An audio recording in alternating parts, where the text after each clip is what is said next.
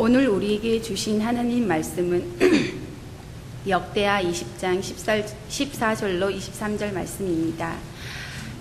여호와의 신이 회중 가운데서 레위 사람 야하시엘에게 임하셨으니 저는 아삽 자손 마따냐의 현손이요 여이엘의 증손이요 브나야의 손자요 스가랴의 아들이더라. 야하시엘이 가로되 온 유다와 예루살렘 거민과 여호사밧 왕이여 들을지어다. 여호와께서 너희에게 말씀하시기를 이 큰 무리로 인하여 두려워하거나 놀라지 말라. 이 전쟁이 너희에게 속한 것이 아니요 하나님께 속한 것이니라. 내일 너희는 마주 내려가라. 저희가 스시 고개로 말미암아 올라오리니 너희가 골짜기 어기 여루엘 들 앞에서 만나려니와 이 전쟁에는 너희가 싸울 것이 없나니 항오를 이루고 서서 너희와 함께한 여호와가 구원하는 것을 보라. 유다와 예루살렘아 너희는 두려워하며 놀라지 말고 내일 저희를 마주 나가라. 여호와가 너희와 함께 하리라 하셨으니라 하매 여호사밧이 몸을 굽혀 얼굴을 땅에 대니 온 유다와 예루살렘 거민들도 여호와 앞에 엎드려 경배하고 그앗 자손과 고라 자손에게 속한 레위 사람들은 서서 심히 큰 소리로 이스라엘 하나님 여호와를 찬송하니라. 이에 백성들이 일찍이 일어나서 드고와 들로 나가니라. 나갈 때에 여호사밧이 서서 가로되 유다와 예루살렘 거민들아 내 말을 들을지어다. 너희는 너희 하나님 여호와를 신뢰하라. 그리하면 견고히 서리라. 그 선지자를 신뢰하라. 그리하면 형통하리라 하고 백성으로 더불어 의논하고 노래하는 자를 택하여 거룩한 예복을 입히고 군대 앞에서 행하며 여호와를 찬송하여 이르기를 여호와께 감사하세. 그 자비하심이 영원하도다 하게 하였더니 그 노래와 찬송이 시작될 때에 여호와께서 복병을 두어 유다를 치러 온 암몬 자손과 모압과 세일산 사람을 치게 하심으로 저희가 패하였으니 곧 암몬과 모압 자손이 일어나 세일산 거민을 쳐서 진멸하고 세일 거민을 멸한 후에는 저희가 피차에 사륙하였더라. 아멘. 아멘.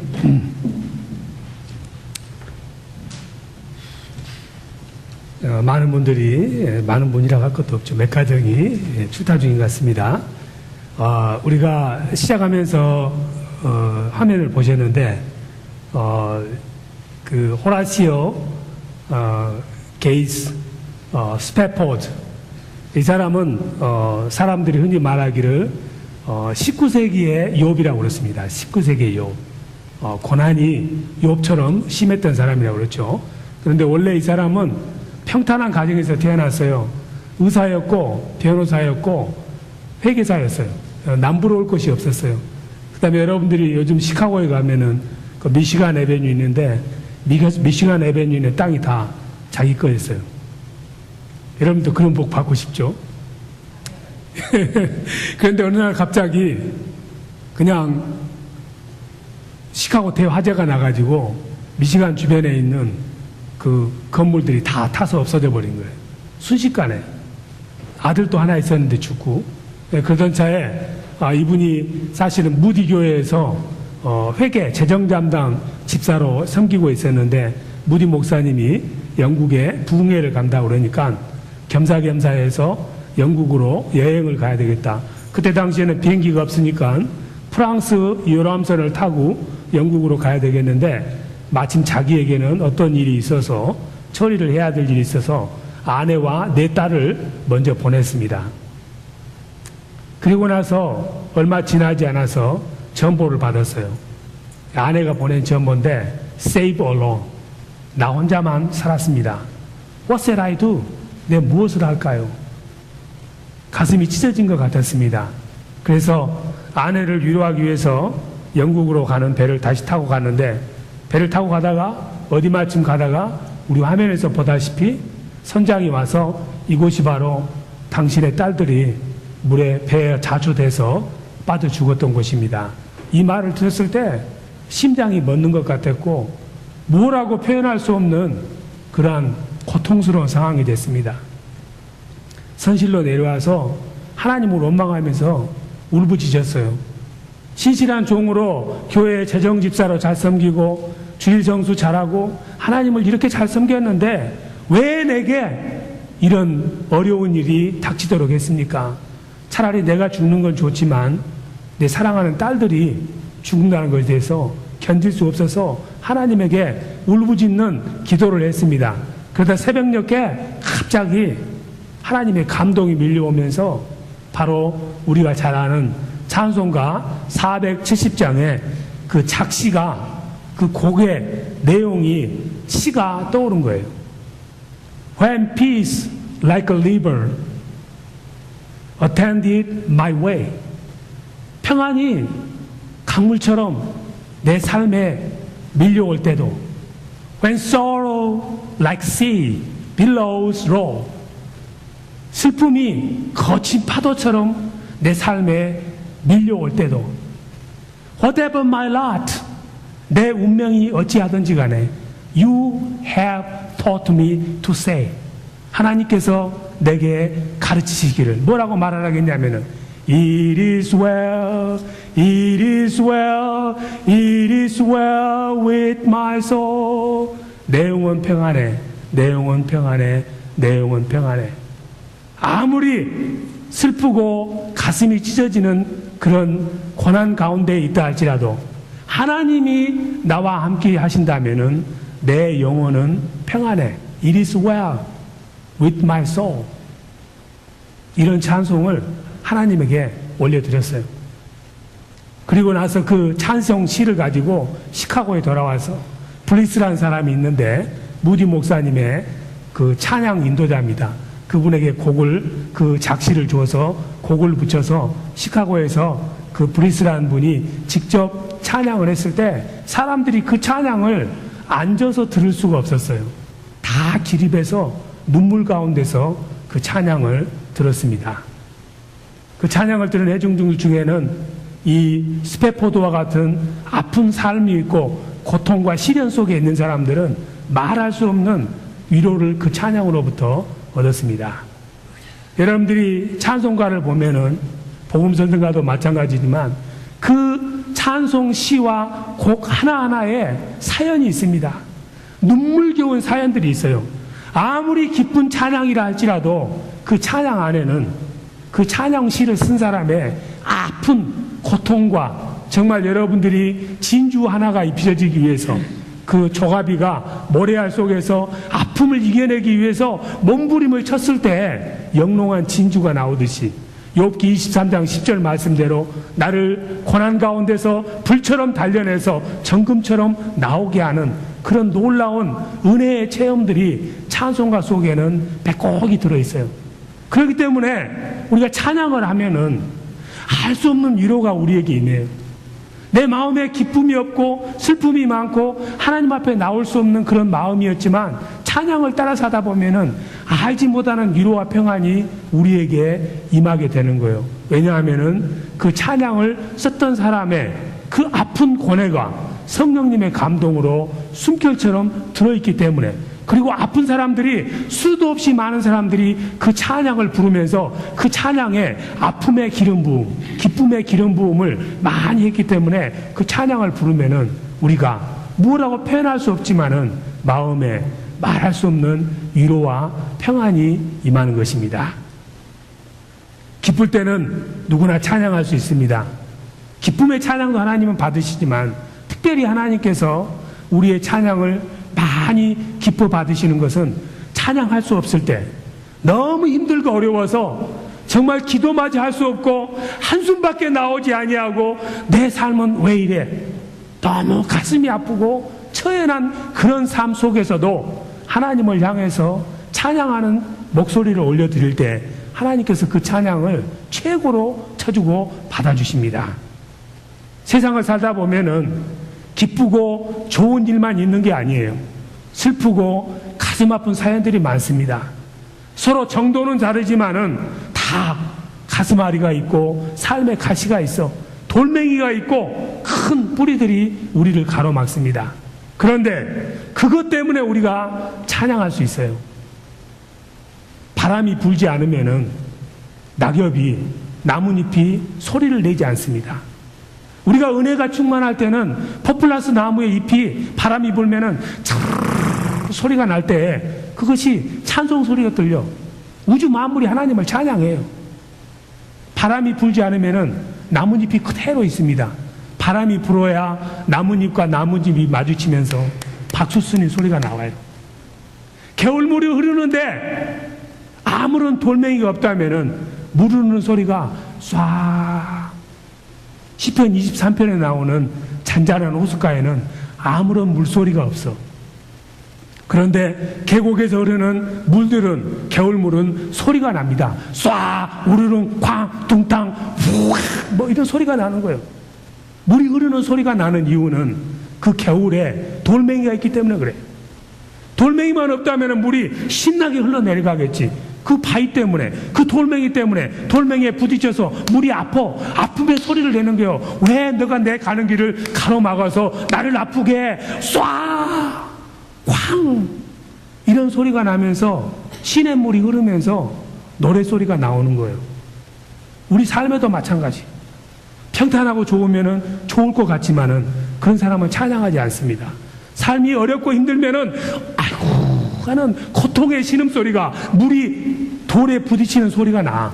그 신음소리가 하나님에게는 찬양이야. 그 신음 속에서 하나님이 만드신 아름다운 찬양을 부를 때 하나님이 그 찬양을 기뻐 받으신다 이 말이에요. 지금 앞에서 찬양팀 하는 분들이 있는데 이분들이 여기 있을 때 아침에 나올 때 찬양하고 싶은 기분이 있어서 나온 게 아니야. 뒤에 조그맣게 앉아서 그냥 찬양하는 거 따라서 부르고 싶은 그런 다운된 마음을 가질 때도 있어. 부끄러운 모습일 수도 있어. 그런데 하나님 앞에 나와서 찬양해. 그러면은 그 찬양이 앞에서 부르는 사람들의 마음을 높여줘, 열어줘, 기쁨으로 채워줘. 기름 부으심이 있는 거예요. 예수 믿는 사람의 최고의 축복이 찬양입니다. 예수 믿는 사람은 장례식에 가서도 찬양해. 찬양하지 않으면 위로를 받지 못하니까. 그랬더니 요즘은 머리 벗겨진 사람들도 목탁만 치는 것이 아니라 서가모니 하고 뭐 찬양을 한다고 하더라고요. 좋아 보이니까. 예수 믿는 사람의 최고의 특권이 찬양이야. 눈물 흘리면서도 찬양해. 찬양 한 곡 쫙 하고 나면은 마음에 위로가 있어. 평안이 있어. 찬양은 너무 좋은 것입니다. 그런데 이 찬양은 그냥 평안할 때 부르는 찬양이 아니라 찬양할 수 없을 때 부르는 찬양이 정말 참다운 찬양이 돼서 하나님의 마음을 움직이는 거예요. 스파포드 같은 사람은 도저히 찬양할 수 없어요. 재산도 다 날아가서 정말 아름다운 그 딸들이 바다에 빠져서 죽었는데 그 자리에서 어떻게 찬양이 나오겠습니까? 그런데 거기서 찬양을 했어. 그것이 바로 예수 믿는 사람의 파워예요. 여러분들이 찬양을 즐거워하고 우리 교회는 예배 시간에 보면은 찬양 끝난 다음에 예배 오는 분들이 있는데 관념이 뭐냐면 찬양은 그냥 준비 워밍업이고 예배는 말씀을 존귀하게 여기는 건 좋지. 그런데 천국에 가면요 하나님이 설교 안 해요. 예수님이 설교 안 해요. 예수님이 하나님 말씀이고 하나님이 말씀인데 설교할 필요가 없어. 그분만 바라보면 다 알아. 그런데 거기는 아침부터 저녁까지, 천국에는 아침도 없고 저녁도 없지. 해 뜰 때부터 해질 때까지 찬양밖에 없어. 천국에는 온 천지가 찬양이야. 찬양의 축복밖에 없어요. 여러분들이 이 땅에 떠나 천국에 들어가면은 다 잊어먹었는데 찬양밖에 남는 게 없다니까. 찬양이 최고야. 그런데 여러분들이 예배 시간에 찬양은 준비 동작이고 말씀부터 예배라고 시작해서 늦게 오시면 어떻게 되는 거예요? 예배가 반토막 예배밖에 안 되는 거예요. 그러니까 예배 시작하기 전 15분 전에 와서 찬양을 시작하기 시작해. 그러면 그 사람은 다른 사람보다 1.5배로 은혜 받는 예배를 드리는 것입니다. 다음 주부터는 제가 보겠어. 15분 뒤에 오던 사람들이 15분 전에 오면은 1.5배의 예배의 축복이 있어. 그러지 않으면 0.5밖에 예배를, 은혜를 못 받습니다. 그런데 이 찬송시를 쓰는 사람은 그냥 쓰는 사람 아무도 없어요. 평탄하고 좋은 사람은 아름다운 찬양을 하나님에게 올릴 수가 없어. 저번에 우리 집사님이 송명희가 했던 그 찬양, 나 가진 것 없지만, 나 보지 못하지만, 남이 듣지 못한 것 듣고, 남이 보지 못한 것 본다고. 그 아저씨 그 사람은 온 몸을 움직일 수도 없고 눈도 멀고 다 그런 참 참 불쌍한 자매인데 그 자매가 지은 찬양을 들으면은 여러분들이 이런 말도 있나? 가슴이 뭉클해지는 거예요. 고난이 잉태한 찬양이기 때문에. 성경에 슬픈 눈망울을 가진 여인이 있었어요. 먼 산을 바라보는 목이 길어서 목이 롱해서 슬픈 여인이요. 그 여인의 이름하여 레아. 먼 산을 바라보는 사슴과 같은 눈을 가진 여자가 있었는데 레아였어. 남편이라고 만나는데 야곱이 본체 만체야. 사랑을 입지를 못하는 거야. 남편의 사랑을. 요즘 여자들 같으면 남편 그거 뭐 다시 구하면 되는 거니까 자식으로 사랑 내려가면 되겠지만 옛날 여자들은 그래도 지아비의 사랑이 최고야. 그 사랑이 채워지지 않기 때문에 자식을 셋을 낳았지만은 여전히 슬픔이 많았어. 만족이 없었어. 눈물밖에 없었어. 그러다가 넷째 아이를 가졌는데 이 아이를 갖기 시작하면서부터 레아가 마음을 바꿔먹었어. 사람은 믿을 게 못해. 내 남편을 내가 내 사랑해주지 않는다고 불만족하고 원망하고 슬프게 살아봐야 남는 것이 없어. 이럴 때일수록 하나님을 찬양해야지. 하나님을 찬양하기 시작했어. 하나님 감사합니다. 나에게 자식을 4명이나 주심을 감사합니다. 나를 쳐다보지도 않지만 그래도 내 남편을 주심을 감사합니다. 그때부터 유다를 배에 갖기 시작하면서부터 하나님을 찬양하는 사람을 시작했습니다. 그랬더니 인생이 바뀌어. 눈망울이 바뀌었어. 눈망울이 먼 산 바라보는 사슴 눈에서 반짝반짝 빛나는 앵무새 눈처럼 바뀐 거예요. 그리고 유다를 낳았습니다. 유다를 낳은 다음에 하나님이 너무 감사해서 그 아들의 이름을 뭐라고 지었냐? 유다라고 지었어.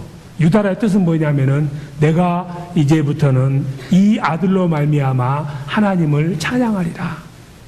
여호와를 찬양하리라.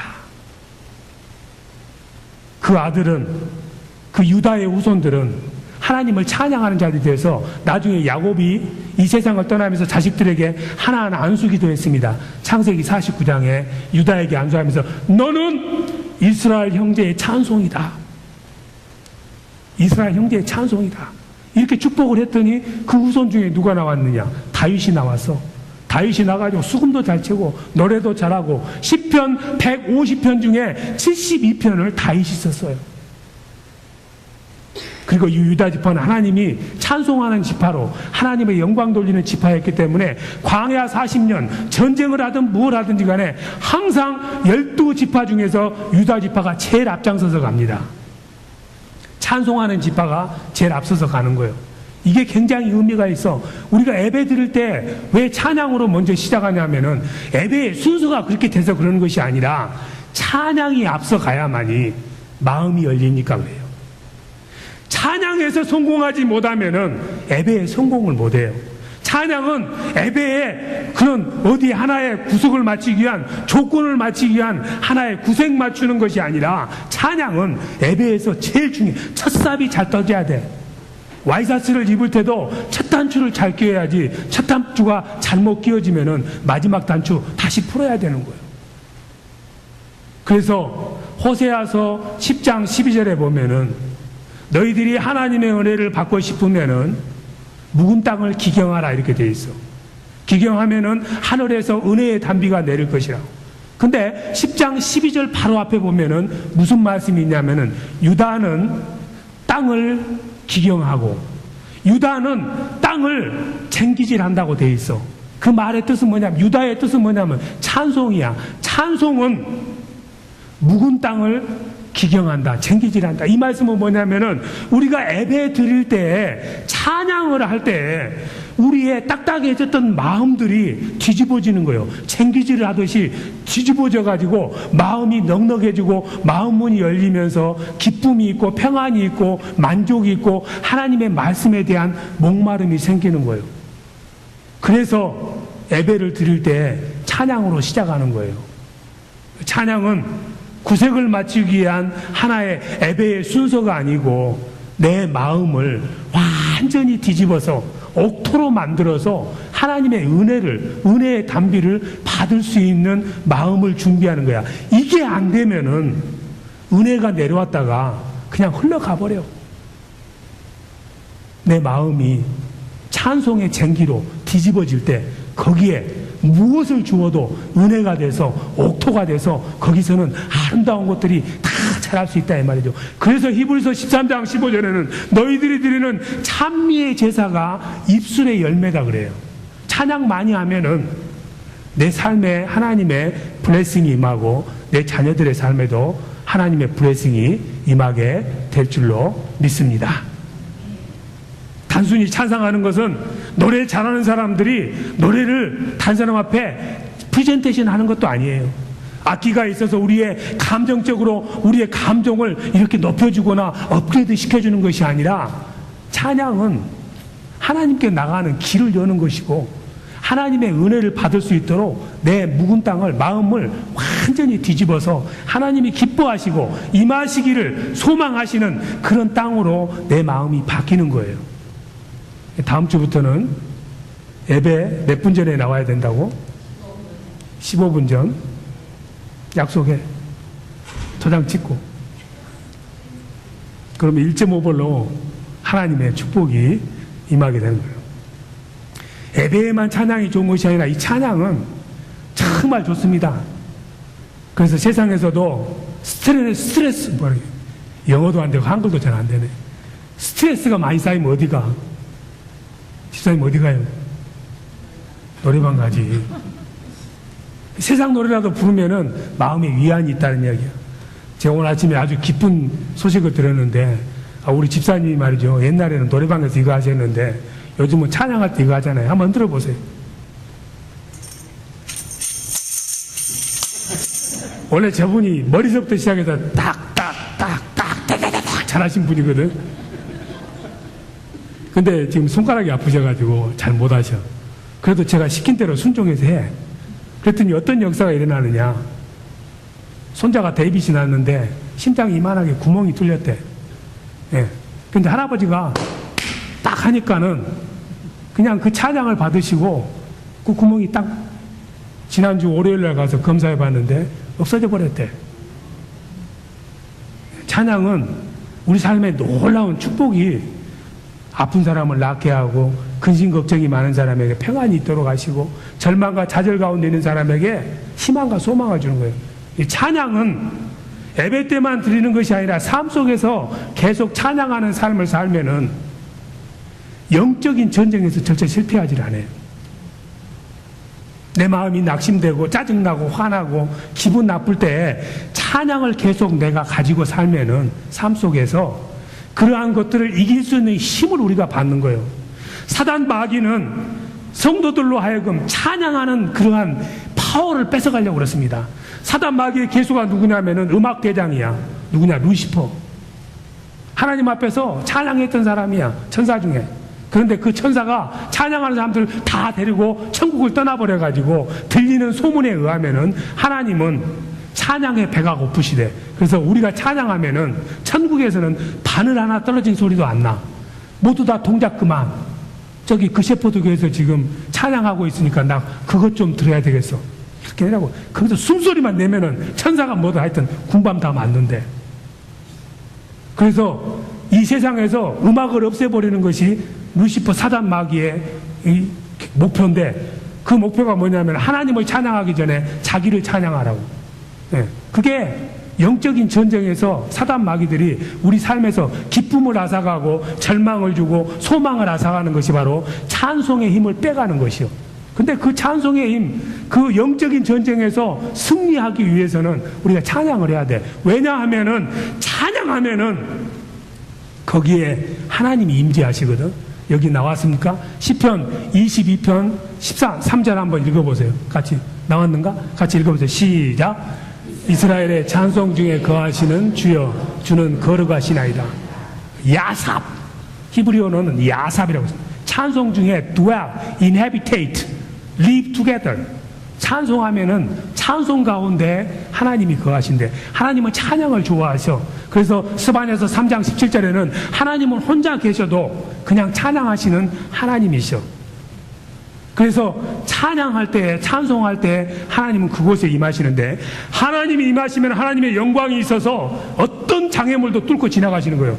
임하신다는 말은 무엇이 됐든지 간에 내 앞에 있는 것들은 거치는 것이 없다 이 말이죠. 그게 바로 미가서 2장 13절에 나오는 파라치의 하나님의 능력을 체험할 것이다. 파라치의 하나님은 브렉스루, 성문이 있느냐 내가 성문을 부수고 지나가겠다. 바위가 있느냐 내가 바위를 뚫고 지나가겠다. 홍해 바다가 있느냐 너희들이 찬양하면 내가 물을 가지고 지나시겠다.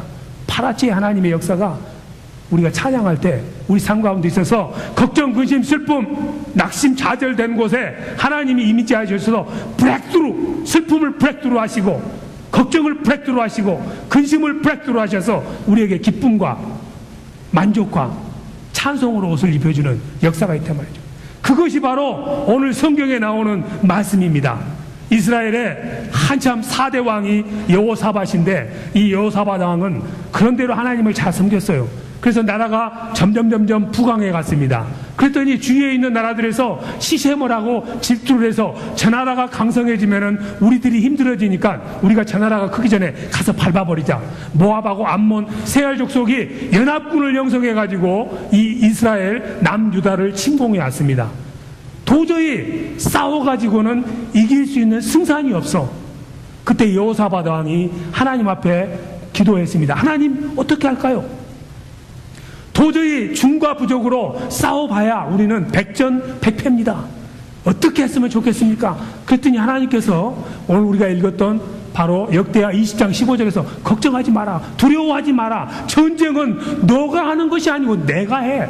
너희들은 가만히 있기만 해. 내가 다 알아서 처리할게. 왜? 나는 파라치의 하나님이고 너희들이 찬송만 하면은 너희들은 그냥 찬송만 해라. 그럼 내가 알아서 다 쓸어버릴게. 내가 브렉스루 해버릴게.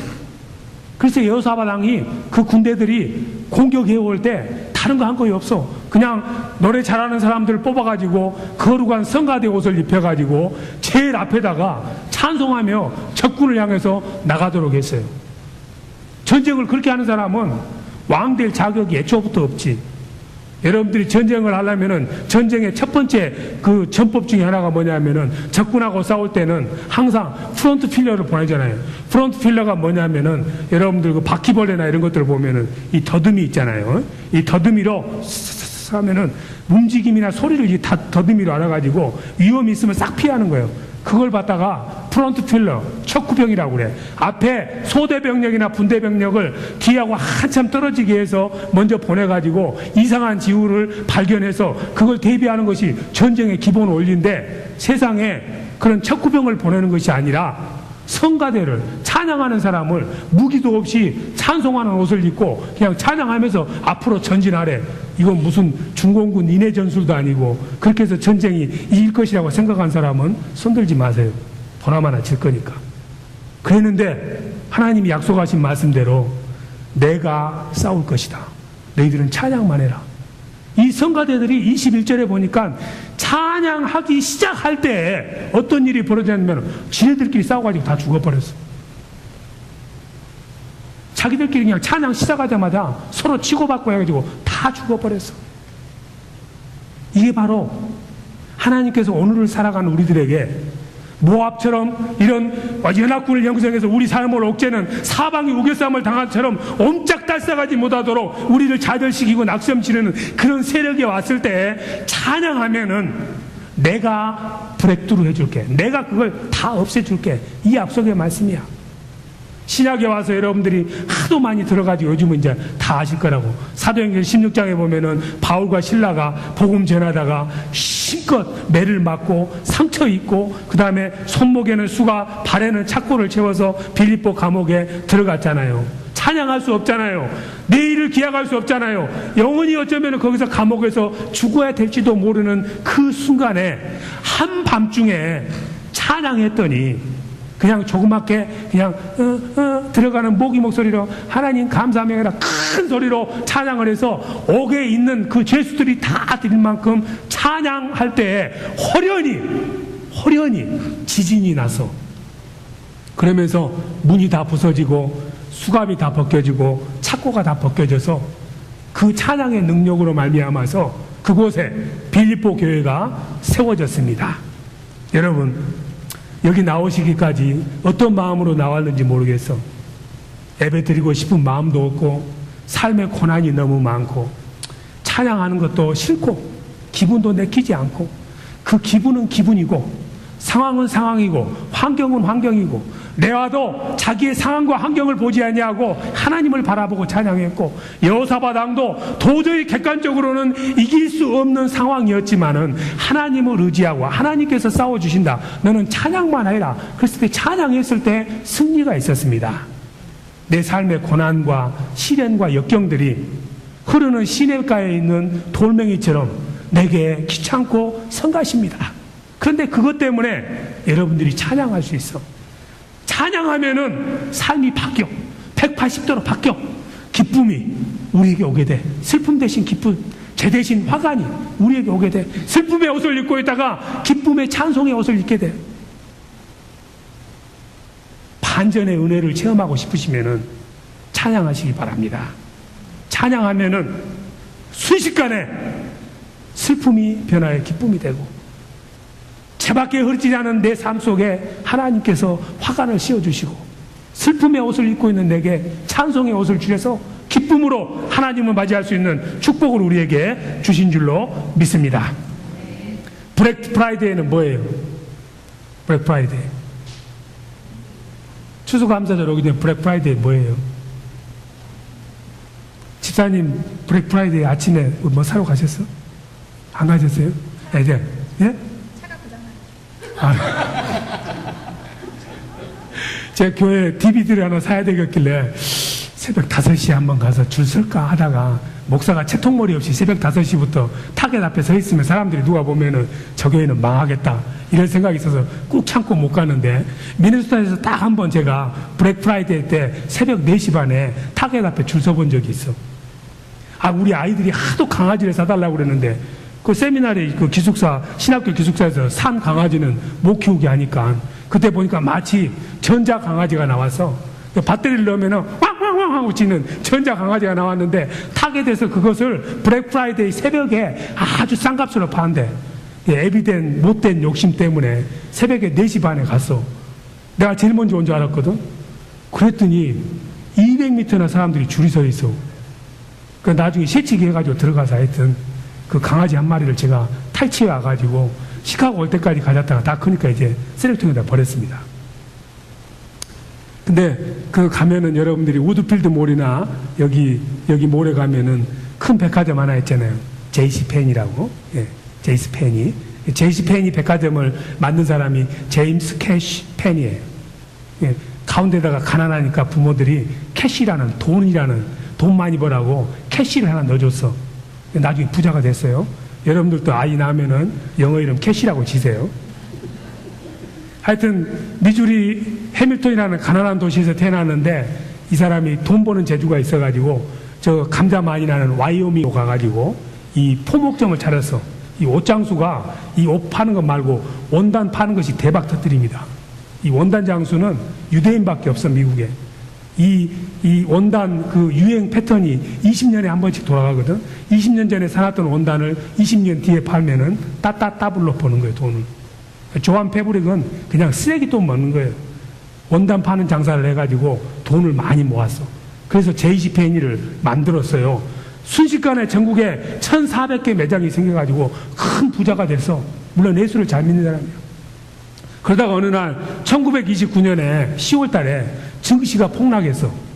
증시가 폭락하면서 세계 대공황이 생겼잖아요. 그러면서 그냥 하루아침에 4천만 불은 별로 안 되지. 하여튼 엄청난 돈이 그냥 종이 조각이 된 거예요. 54살 때. 그러니까 인생에 살맛이 안 나가지고 시름시름 앓다가 이대로 죽느니 내가 마지막으로 하나님에게 기도나 해보자 하면서 저 미시간에 있는 배틀 크릭이라는 그런 기도원으로 들어가서 하나님에게 기도하면서 아무리 기도해도 소망이 없어. 그래서 작정하기를 나는 죽어야 되겠다고 작정을 했어. 그래서 매일 오늘 저녁에 죽을라나 내일 저녁에 죽을라나. 근데 어느 날 저녁에 기도를 하다 보니까 딱 오늘 저녁에 죽을 것이라는 성령의 감동이 강하게 내려오는 거예요. 그래서는 유서를 썼어. 야, 아들아, 딸아, 아내야, 친구야, 유서 써놓고 나는 이제 죽는다. 숨을 멈추고 죽었어, 진짜로. 그랬더니 다음날 아침에 눈을 떴는데 이게 천국인가 싶었는데 어디서 찬송 소리가 들리는 거예요. 예? 찬송 소리가 들려서 이렇게 봤더니 병원이야.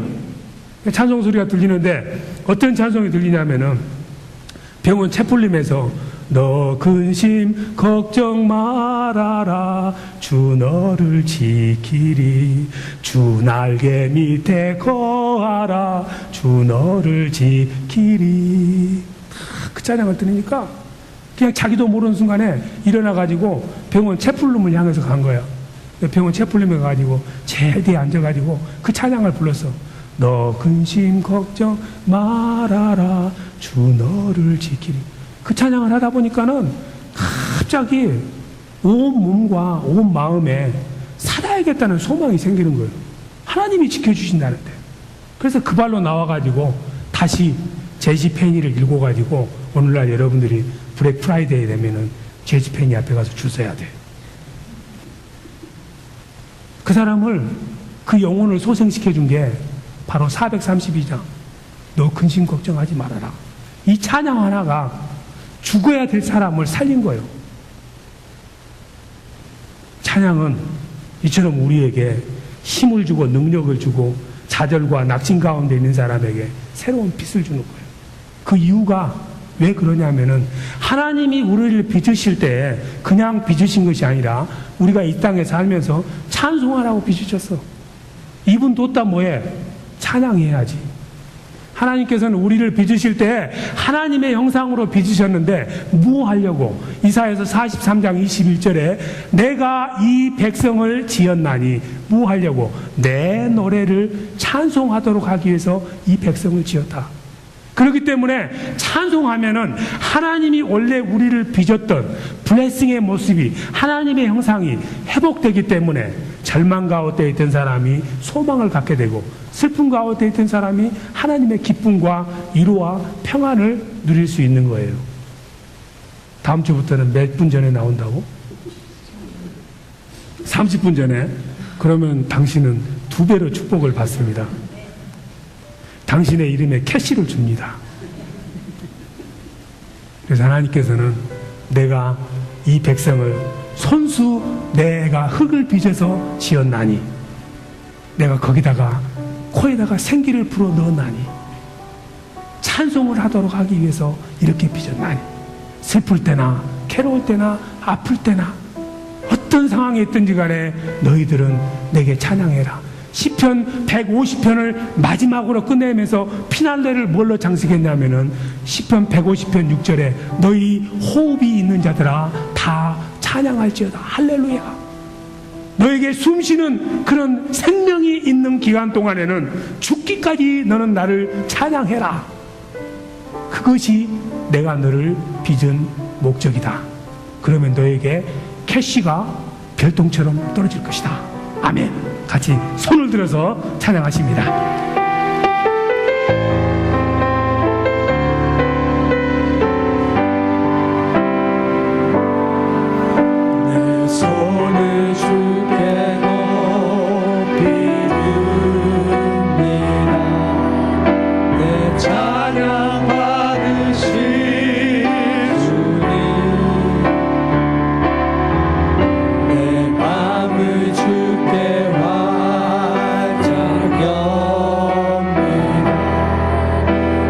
찬양 받으시